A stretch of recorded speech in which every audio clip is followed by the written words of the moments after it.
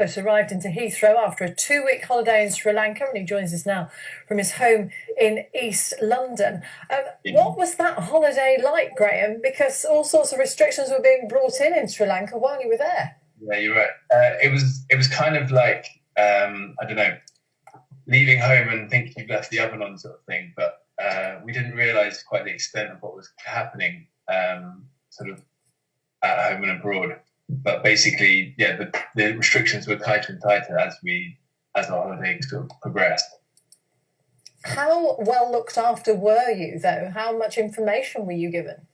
We were pretty lucky, I think, because we spoke to some long-term residents that had been living there, and they understood that if the Sri Lankan government had made these rules and sort of laid out certain terms, they would follow through with them. So there was a lockdown on the Friday the 21st at 5 p.m, and that was enforced by police and army troops immediately.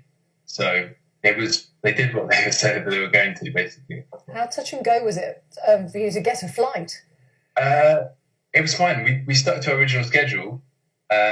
People that we know that were away, they decided to cut short their trip because they weren't sure whether borders would start to be closed.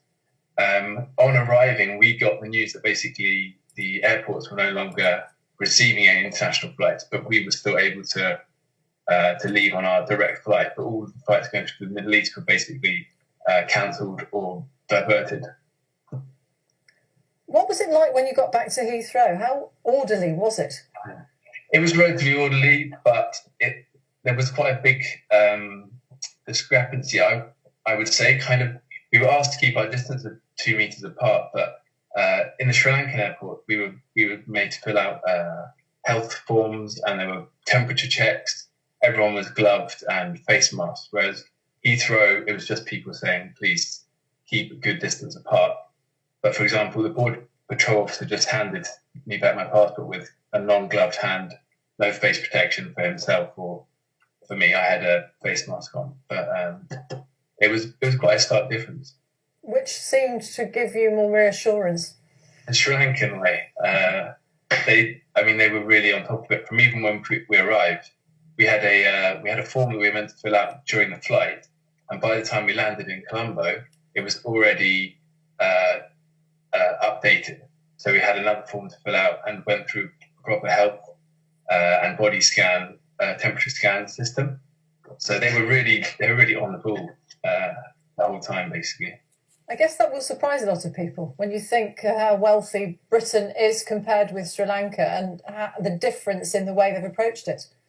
Yeah, a little bit. We felt we were quite lucky to go away on holiday, but we'd heard sort of basically that our government was going to really be as decisive and have a meeting once a week about a very serious issue. So we were quite lucky to get away in our minds. If the Sri Lankan government had any say in it, we would have been on lockdown and not left the country. So it's a funny sort of dichotomy there.